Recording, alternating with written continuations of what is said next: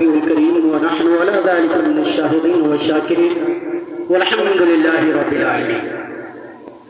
آئیے ہم کچھ سنیں اور سنانے سے بہتر مناسب سمجھتا ہوں کہ آمینہ کے لال عبداللہ کے لختی جگر گنبد خضرہ میں آرام فرمانے والے آقا ہم سب کے داتا احمد مجتبی محمد مصطفیٰ صلی اللہ علیہ وسلم کی مقدس بارگاہ میں محبت و عقیدت کے ساتھ دو شکر نظر پیش کے پڑھے باوز بلند اللہم صلی علی سیدنا مولانا محمد باجل سے السلام علیکہ یا رسول اللہ صلی اللہ علیہ وسلم. یہاں پہ ایک بات آپ کو بتانا چاہتا ہوں کہ جب ہم اہل سنت و جماعت کے لوگ یہ سمجھیے کہ نبی کے غلام جب اپنا آغاز کسی کام کوئی بھی کام کرتے ہیں ذکر کرتے ہیں تو پہلے درود شریف پڑھتے ہیں سلام پڑھتے ہیں. تو اعتراض کرنے والا اعتراض کرتا ہے تو سماعت کیجئے ہمارا عقیدہ کیا ہے, ہماری سوچ کیا ہے, ہماری فکر کیا ہے اور درود پڑھنے سے ہمیں کیا ملتا ہے. حضرت عبداللہ ابن عباس رضی اللہ تعالیٰ عنہ سے روایت ہے. حضرت عبداللہ ابن عباس رضی اللہ تعالیٰ عنہ فرماتے ہیں کہ اللہ رب العزت نے اپنے محبوب حضرت موسیٰ علی نبی علیہ السلام کے اوپر وحی نازل فرمائی اور ارشاد فرمایا اے موسیٰ میں نے تم کو 10,000 کان عطا کیا تاکہ تم میرے کلام کو سماعت کرو, میرے کلام کو سنو. اللہ رب العزت نے ارشاد فرمایا اے موسیٰ میں نے تمہیں 10,000 زبانیں عطا کیا تاکہ تم مجھ سے کلام کرو. اللہ رب العزت نے ارشاد فرمایا اے موسیٰ تم اس وقت تک میرے محبوب نہیں ہو سکتے, اس وقت تک تمہیں میرا قرب حاصل نہیں ہو سکتا جب تک تم میرے محبوب محمد مصطفیٰ کے اوپر خوب کثرت سے درود نہ پڑھو.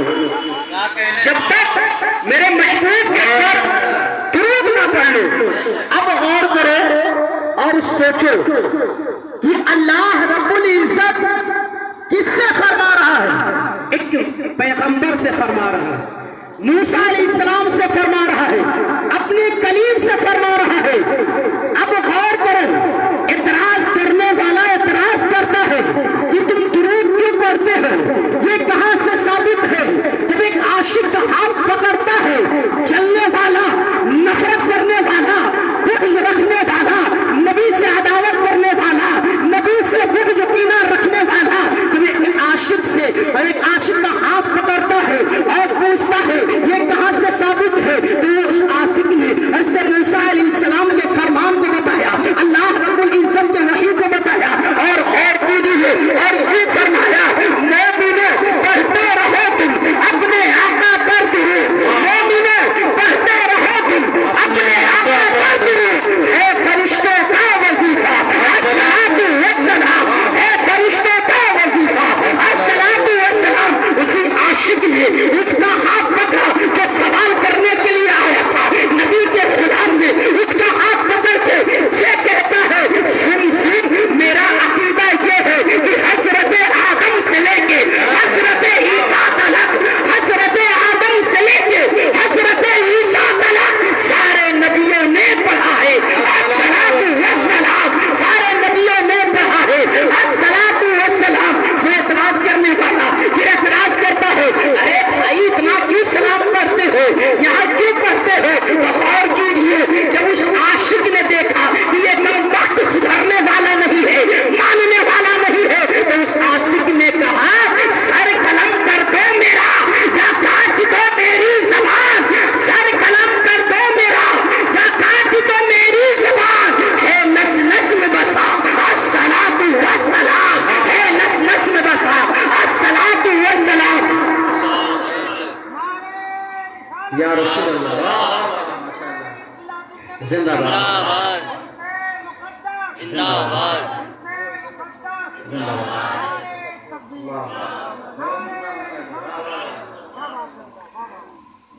تو غور کیجیے جب یہ عاشق کہا کہ سر قلم کر دو میرا یا کاٹ دو میری زبان,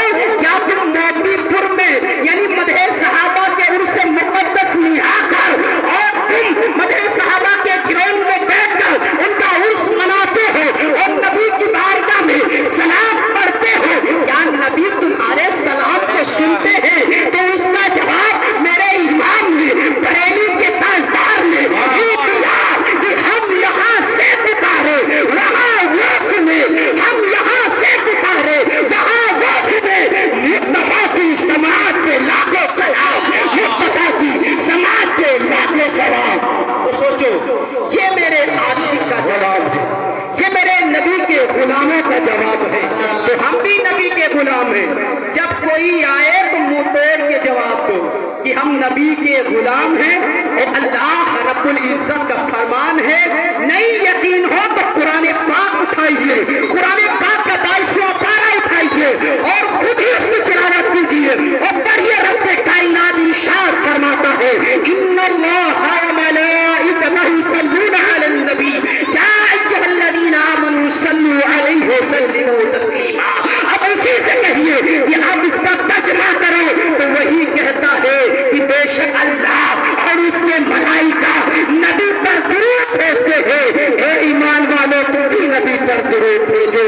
تو سوچو یہ میرے نبی کی شان ہے, یہ میرے نبی کی عظمت ہے کہ اللہ بھی اپنے محبوب کے پر درود پڑھا ہے, اس کے ملائکہ بھی نبی پر درود پڑھے ہیں اور ایمان والوں کو حکم دے رہا ہے.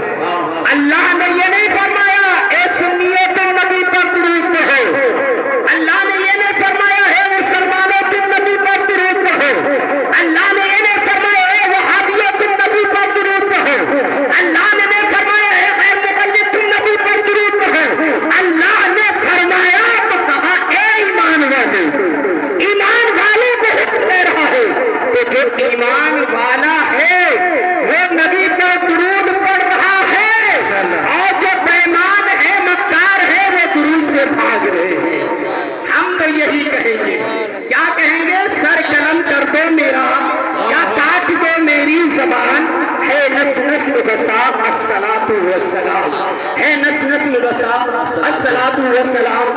آپ دیکھ رہے ہیں کہ اسٹیج کے اوپر مجاہد سنیت حضرت اللہ مولانا اور استاذ محترم نور الہدیٰ جامعی صاحب تشریف فرما ہے. سوچئے ان کا بہت بڑا کرم ہے, فیضان ہے ہم لوگوں کے اوپر کہ یہ جو آج آپ کے سامنے ہم جو گفتگو کر رہے ہیں انہی کی دین ہے. یہ استاذ بیٹھے ہوئے حضرت اللہ مولانا مشیر صاحب بیٹھے ہوئے, استاد محترم حضرت اللہ مولانا شبیر القادری صاحب بیٹھے ہوئے, حضرت حافظ قاری محمد عمر صاحب واحدی یہ بھی تشریف رکھتے تھے. غور کیجیے یہ استادوں کا ہی کرم. بہت جگہ تو دیکھنے کو ملتا ہے کہ وہ استاد اپنے شاگرد کو ہی نہیں سمجھتا ہے, مگر اللہ کا شکر ہے یہ اسٹاف جو ہے بہت اچھا اسٹاف ہے. یہ سمجھتے ہیں کہ جب ہمارا شاگرد کامیاب ہوگا, جب شاگرد کی کوئی بات ہوگی تو جب یہی پوچھے گا